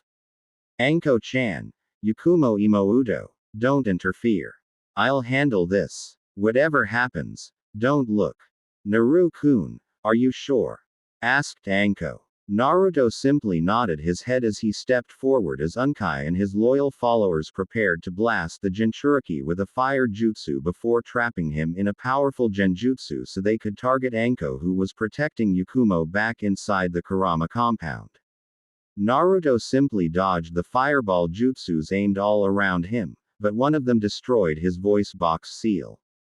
And just when Unkai prepped his strongest genjutsu with the clan charging forward to immobilize the demon brat before going after their former heiress, Naruto removed his mother's headband and opened his yellow basilisk eyes. Scene change. Hokage Tower. What happened? Sarutobi asked again. Feeling another headache from paperwork and the council meeting that will be making a fuss of this. Naruto hisses his answers with Ichiki being his interpreter again. Yakumo is standing with a walking stick with Anko there to support her in the Hokage's office. The cleansing jutsu was a success, with Yakumo Kurama now making a slow recovery that her bones and muscles are now getting stronger day by day. Perhaps with a more expert healer she could be fit to join Team 9 once she is ready. However, the Kurama clan head led the rest of the clan to kill us and later arrange a meeting with the council to have Kurenai breed the next line of the Kurama clan. I had to reveal my dojutsu to put an end to the present and future threats. Unkai and all the Kurama clan are dead, except Yakumo, whom I wish to take under the protection of the Uzumaki clan until Yakumo finds a worthy man to bring back the Kurama clan. But during the massacre under my deathly gaze that made me immune to their genjutsu, I found a masked shinobi petrified by my eyes. His blank mask protected him from taking the full brunt of my powerful dojutsu. Quote, Naruto summons a giant snake that had imprisoned the petrified root agent in its coils. The blank mask from Danzo's supposedly terminated organization the third Hokage clearly recognized. He'd hoped his old friend would not go behind his back, but he knew that the old warhawk was stuck in his way. Still trying to get Naruto to become an emotionless weapon for Konoha. I see. That shinobi is from a disbanded group created by Danzo to protect Konoha from the shadows. However, the more death counts for the success of their missions made me decide that the root program could not protect Konoha. The will of fire but put more gas on the flames of hatred by creating more enemies and decreasing our numbers. Here is an explain to them. Why can't that old buzzard just leave things well enough alone? Anko sighed at this. Don't worry. Since you only petrified the root agent, we now have a living witness that can be unpetrified with the help of our returned healer and her apprentice. The third Hokage has them turned to the door as two women enter the office. Anko is shocked to see the famed slug sage returned with Shizune and Taunton there as well. Naruto and Yakumo did not understand. Which is why the last member of the Kurama clan spoke up. Excuse me, but who are you two? Quote, I am Tsunade Senju. This is my apprentice Shizune and our pig friend is Taunton. We are the best medical nin in Konoha and the entire elemental nations. I can have Shizune work with you, Yakumo-chan. And as the last member of the Senju clan and the head of it, I agree with Naruto Uzumaki in taking custody of Eris if the Kurama clan until she is of age to pick her man she wishes to be with. Tsunade puts in her 2 cents for Yakumo to have Naruto and Anko take care of her. After having Sarutobi-sensei explain to her when she arrived on what has happened to her godson, she was lied about being dead by her perverted team member who still hadn't returned from his spy network. Ichiki hisses when Tsunade gets too close to Naruto. Be at ease, snake summon. I merely want to get to know my godson who Jiraiya lied to me by saying he had died when he was a baby. I mean to make it up to him by healing his vocal cords so he can speak normally as well as keep using his snake lan gauge that makes him special for your summons. I also want to get to know him better and maybe even be accepted as part of his precious people, with Shizune and Taunton also joining. Will you give me the chance, Naruto? She asks solemnly. Naruto is still as a statue when she asks that question. Having to swallow all that she said to know that she truly cares for him but was tricked by the stupid toads and his so-called godfather. The answer came when he surprisingly hugs Tsunade. His head underneath her big healthy bosom as he nods fervently while letting his tears stain his headband, blindfold and Tsunade's kimono. Tsunade hugs back, letting her love envelop the godson she was forced to abandon unknowingly. But now things would be different, for the son of her cousin Kushina. Hey now, where's my hug, fiancé? You still have to get this hickey off me to mark me properly as part of your family, Naruto-kun. Anko jealously staring at Naruto hugging Lady Tsunade. Hold on. What do you mean fiancé? Sensei, did you neglect to tell me my godson is engaged?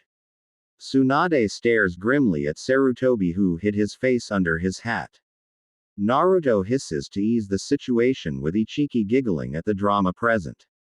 Naruto-kun will explain it to you, Granny. But first he wishes to have a successful operation to speak clearly about the Uzumaki and Namikaze clans, restoration. After that he plans to use the sacred royal venom jutsu to remove Orochimaru's curse mark on Anko-chan. Tsunade is irked by her godson's nickname of her, but she wants to hear him speak again. While also finish looking after her patient she picked up while passing in sea country after dealing with a mad scientist that Orochimaru abandoned. Ichiki however wishes to say something before they all leave the Hokage's office. Ichiki slithers to the floor as she uses her tail to summon a gift Kendra-sama and the snake summons helped create for their prodigy.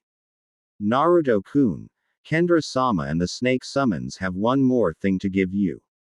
This was fashioned from the queen's outgrown fangs and chakra metal, with the sheath made from the wood of a kodama, End spirit tree snake tree. This will now serve as your sign as the heir to the snake summons. Soon you'll become the king of snakes, but after you pass the sage trials and have completed your training. His name is the Orochi Kodama, the great snake hidden in the trees. He will be your tool and protector while Anko shall earn the Kusanagi after she surpasses Orochimaru. Naruto fingers his new katana from Kendra and the snake summons. It looks like a regular katana with a green wrapped handle, but the round guard is a coiled silver snake with topaz eyes and its head touching the base of the sword on both sides. The sheath having been polished green by basilisk venom. Thank you for the gift, Ichiki-chan. Tell Kendra-chan I love the gift you and the summons made for me. But how is she doing? Is Manda still trying to show he is a worthy mate for her? Or is he still competing with Garaga to show who is the best great snake to slither by the queen of all serpent kin? Naruto hisses privately to Ichiki. Ichiki giggles before answering. Unfortunately, Manda is still trying to prove that he is top snake next to the white snake sage and Kendra-sama. It's quite entertaining to watch Kendra-sama egging Garaga to try to accept you Naruto-kun and Anko-chan, to show not all humans are bad and betray us like his previous summon did. While also brushing Manda off by having Garaga fight Manda in a stalemate as she referees the two. Naruto laughed at this before dismissing his prankster snake friend while having Tsunade lead him to the hospital wing, where Shizune already had taken Yakumo there to take care of her along with Shizune's and Tsunade's other patient, Isaribi. Isaribi talked with Yakumo as Shizune got her settled in and the two became friends. Yakumo discussed her lover for genjutsu and art while Isaribi, with her black eyes and violet hair showing more life after having been taken in by the slug sage and her apprentice, shared her love for swimming and water jutsus. Anko was eyeing the new girl and smiled as an idea popped in her head. When Naruto walked by, Isaribi stopped talking with Yakumo to stare at Naruto's mysterious hidden face. Anko surprised Naruto by taking his blindfold off to show the girls his eyes. Naruto quickly puts on his protective lenses so now his eyes appear to be green while being safe for everyone to look at him. Tsunade was startled at seeing eyes like her slithering ex-teammate, but these held more warmth and power that Orochimaru never held in his. Yakumo was surprised to see what Naruto's eyes looked like, although wondering why they are not gold like the ones she painted. Isaribi was in awe at the beautiful green eyes that seemed to sparkle to her that she couldn't help but whisper in admiration. Pretty. Naruto was surprised that another girl liked his eyes and blushed. He hid his face while having his right hand try to grab his blindfold from Anko's high reach. Why are his eyes like that? Aren't they a different color?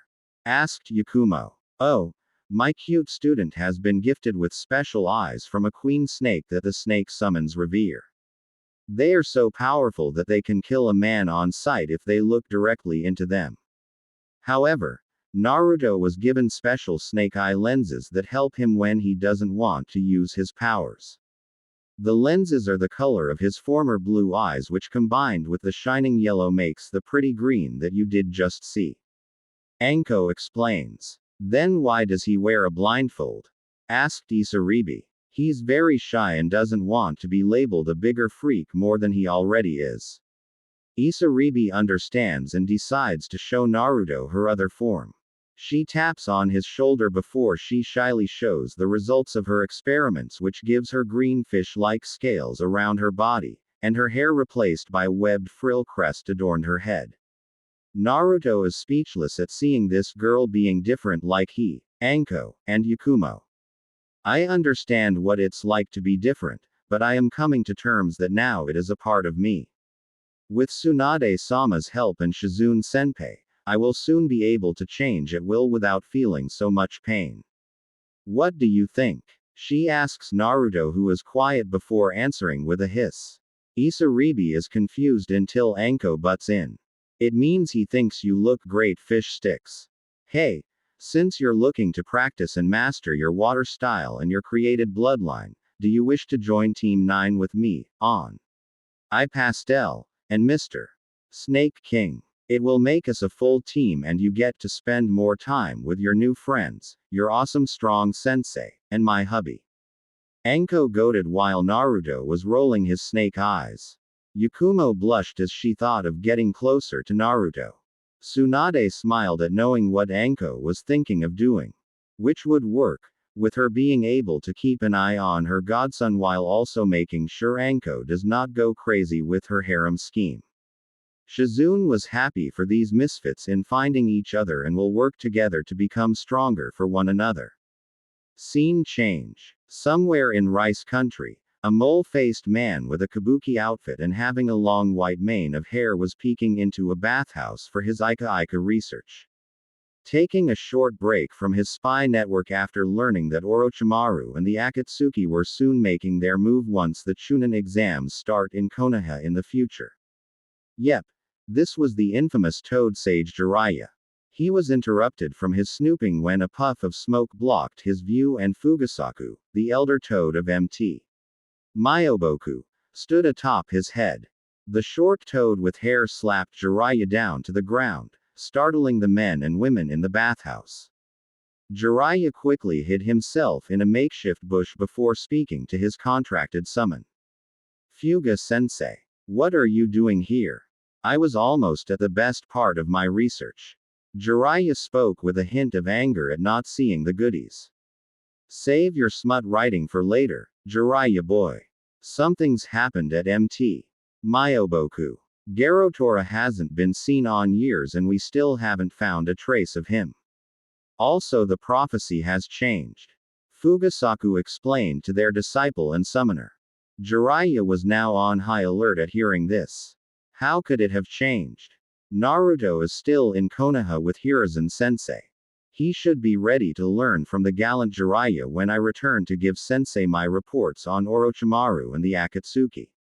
Quote. Have you checked your mail, Jiraiya boy? Fugasaku slaps his webbed hand as a huge pile of scrolls the size of Jiraiya fumbles into the world with the most recent letter in the Toad Elder's hands. I kinda lost track. But I'm pretty sure Naruto is fine under Konoha's protection. Being a part of Kakashi's team. Jiraiya waves off. According to this, Jiraiya boy, young Naruto has been hurt and scarred by the villagers. And this appears to not be the only time it seems the people Minato love to show their love by trying to kill the secret son of the Hokage. And this was more than 6 years ago. What if the child of prophecy is too weak to fulfill his destiny that he takes another route? Quote. Jiraiya becomes stiff when hearing this, that he reads how the godson he neglected might not be able to see or speak to learn from him. How can he teach a boy that has become blind and mute because Konoha wanted their fresh pounds of meat on the Kyuubi? Jiraiya now is in panic as he rushes to Konoha's direction and hopes that it is not too late. That the Toad's prophecy can still happen. Not realizing that he is about to open a large can of worms that he worked really hard to hide and keep shut for so long. Naruto is happy. It's been 6 weeks since Tsunade fixed his vocal cords. Anko is now curse mark free, and she has been preparing the full shinobi squad of Team 9 to compete in the Chunin exams in the coming days. He enjoyed spending time with his little adopted sister Yakumo and new girlfriend Isaribi. Although he made sure to go on dates with Anko so she wouldn't feel left out and so she could have her personal Naruto time. But nothing too extreme until becoming a Chunin. However, there were some problems with Team 9 being considered a legitimate squad by some of the other Konoha shinobi. Mainly Kurenai, who still thought Yakumo was not fit to be a shinobi from her past experiences with the Kurama heiress. That led Anko having to fight her old friend to defend her student that she came to think of as her little sister. Now the snake mistress was barely speaking to the Genjutsu mistress until Kurenai apologizes to Yakumo and the rest of Team 9 for her disrespect. Still hasn't happened yet. Anyway, Naruto has gotten better with his jutsus, one of his father's signature jutsus, sealing arts, experimenting with Kendra's familiar connection, team synchronizing, and wielding his katana that Kendra and the snake summons had gifted him with Anko's other good Fryan. Yugao to help him in Kenjutsu. Creating over 100 shadow clones can really boost your ninja training, which is why he also taught it to Isaribi and Yakumo. Although the two couldn't pull off as many as the Uzumaki can. Once his team completes the Chunin exams, he will finally get his Uzumaki, Namikaze inheritance and live in his parents' compound that still is locked and sealed up. Don't get him wrong. Living with Anko, Isaribi, and Yakumo in the Tower of the Forest of Death has its ups and downs, but Naruto is EAG. To have him and his loved ones live somewhere that is more safe than accidentally wandering into a forest filled with giant animals and insects that can eat a genin or some distracted Chunin. Now Naruto, his team, and Granny Tsunade are eating at Ichiraku Ramen with Naruto having his special Naruto bowl. He had just finished his second bowl when Yugao sensei appeared behind them with her Anbu cat mask on. Official Hokage or council business. Naruto-san, the council requests your presence in the council room.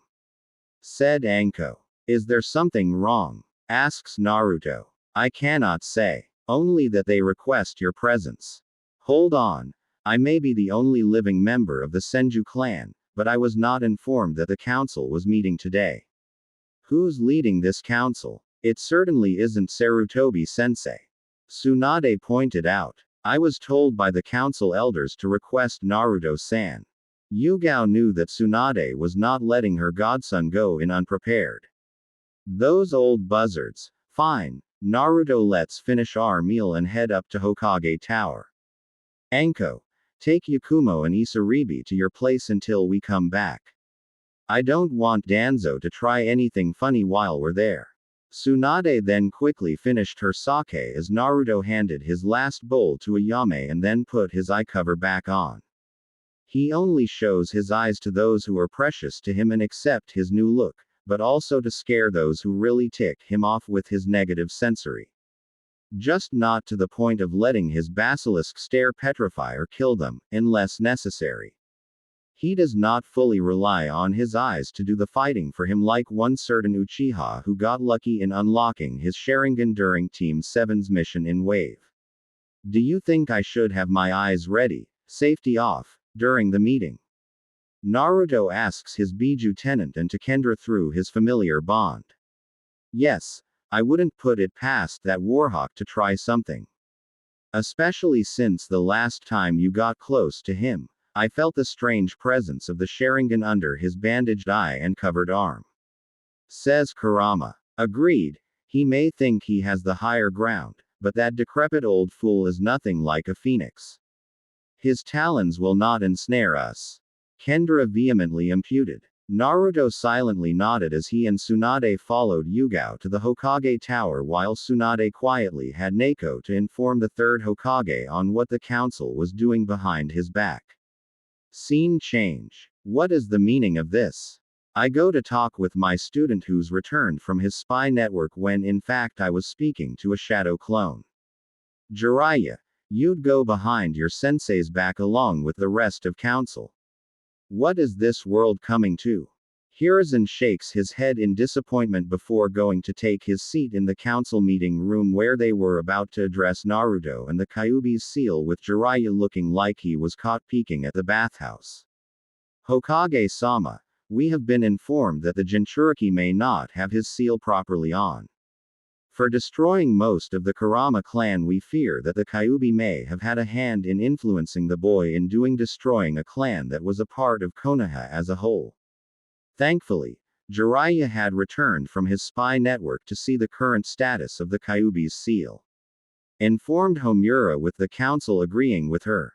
I have already excused Naruto for what had occurred with Unkai and his ilk, for the clan head was attacking Team 9 when they were on a mission, which successfully removed the curse of the Kurama clan.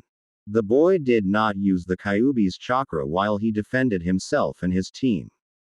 The third Hokage explained to them. Still sensei, I need to check the seal in case the Kyuubi made a crack in its cage. I'm sorry for not meeting you in person, but I had to make certain my godson was alright after reading the letters you sent me. Said Jiraiya. HMPH, some godfather you turned out to be. And speaking of which, why did you lie about my godchild being dead for more than a decade, Jiraiya? Tsunade cracked her knuckles, which had Jiraiya get a safe distance from his teammates' reach. You were drunk, Tsunade. You couldn't take care of a baby nor yourself without Shizune or me there. I needed to continue working my spy network to find Orochimaru and those who wished Konoha harm by Yusen. The Biju. He should have been safe in Konoha and made bonds with the people. Most of the citizens would rather see me dead than be their friend or duty-bound protector.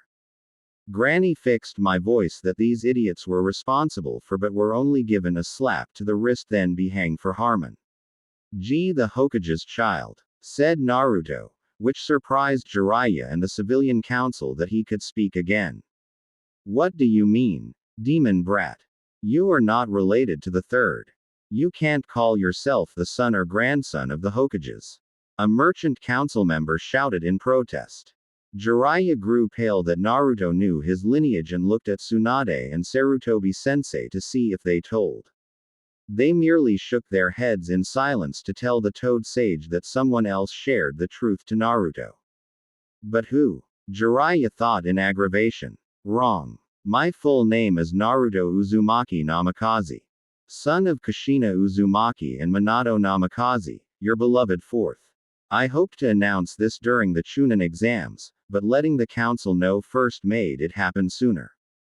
My father sealed the Kyuubi to keep your misbegotten lives, only to spit on his grave by scarring and hurting his living legacy. Naruto proves this by raising his hand and forming the signature Rasengan before letting it dissipate.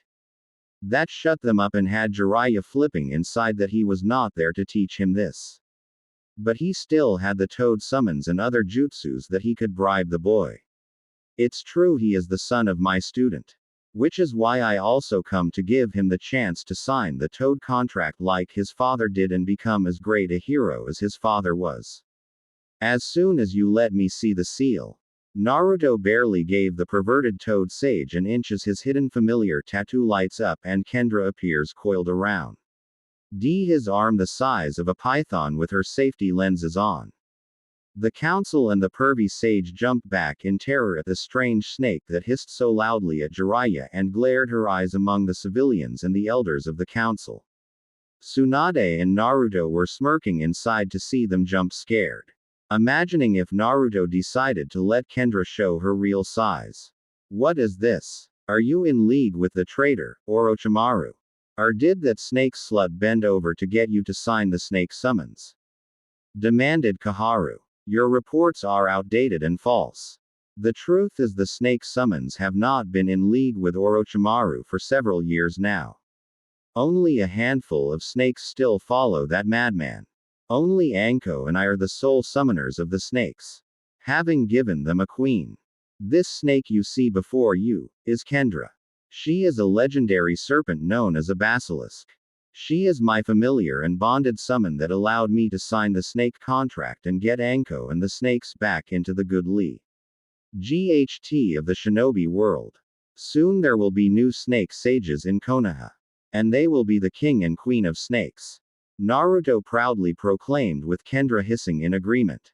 Danzo felt the Jinchuriki was growing too powerful as he tried to use his hidden Sharingan on the snake because the Ringan could not work on Naruto's hidden eyes that were covered. Unfortunately, Kendra felt the Warhawk's actions and let some of her power slip a little.